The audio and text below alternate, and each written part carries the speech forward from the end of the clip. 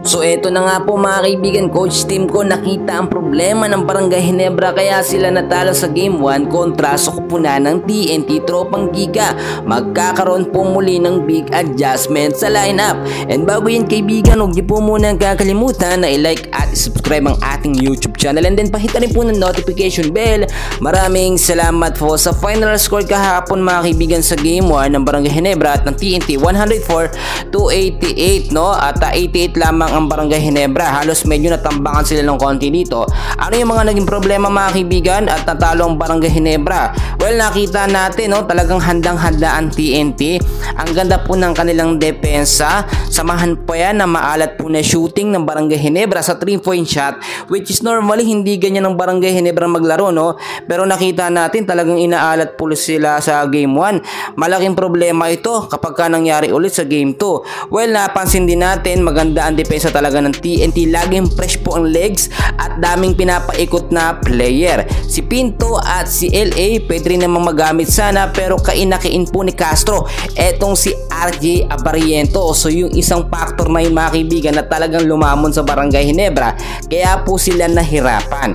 At alam natin yung sistema ni Coach Timcon babaguhin niya po yan no? Tinamaan talaga ng alat tapos nangangapa pa po no, yung mga baguhan or mga rookie sa finals kapag nakakapaglaro sila. Siyempre alam nyo pag finals talaga no ay very intense and crucial yan, hindi pwedeng basta-basta na lamang. So yung naging pagkatalo sa game 1 ng Barangay Ginebra, lesson learned na lamang po na next game bumawi at kinakailangan hanapan ng paraan para madepensahan po ang firepower po sa labas gaya ni Pugoy. Kanina pa po yun mga kaibigan sa ofensa at dapat po may reliable shooter po no. Ito pong Barangay Ginebra na consistent po. Ang sinasabi natin dyan itong si RJ at si Stephen Holt hindi naman din ganoong kakonsistent pero syempre may times na pag naglaro sila at nasa momentum sila on fire talaga yan, hindi yan mapipigilan.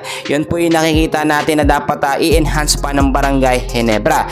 And para sa akin mga kaibigan no, yung pinapalaro ni Coach Timcon yung mga baguhan mga rookie sa finals medyo talagang hindi pwede yung ganong style no. Naalala ko po noon si Scottie Thompson na ginamit ni Coach Timcon sa finals versus po sa Meralco 2016 pa po yun, baguhan pa si Scottie, talo po ang Barangay Ginebra pero nung ginamit niya yung mga veterano doon po nagkaroon ng pagbabago. Siguro sa sistema lamang ni Coach Timcon ang babaguhin dyan malaki ang chance talaga na malalo ang Barangay Ginebra. Malalakas naman po ang player ng Barangay Ginebra mga kaibigan, kaya kailangan lamang ng maayos na rotasyon. At number 1 din nakita natin dito, kulang po talaga sa big man. Number 1 yan, walang kapalitan po itong si Japet Aguilar, kaya naman itong si Justin Brownlee natin naglalaro na bilang sentro mga kaibigan no, which is normally hindi niya dapat ginagawa yung ganon, kaya tuloy nagbabago yung momentum nitong si Brownlee. And kahapon nakita natin yung first 5 lineup, si Scottie Thompson, si Maverick Hamnisi, Japet Aguilar, eto nga pong si Stephen Holt, eto namang si Justin Brownlee. So kailangan lamang i-twist yan, konting baguhin mga kaibigan at syempre yung adjustment talaga ng magkapanalo ng Barangay Ginebra sa lineup po talaga yan magsisimula. So kapag magandang lineup ni Coach Timcon, malaki at mataas pong assurance na manalo sila sa game 2. So aabangan natin mga kaibigan yung game 2 ng Barangay Ginebra at ng TNT Tropang Giga, and for sure may pasabog at kayang manalo ng Barangay Ginebra sa mga susunod na game. Maraming salamat po sa inyong lahat.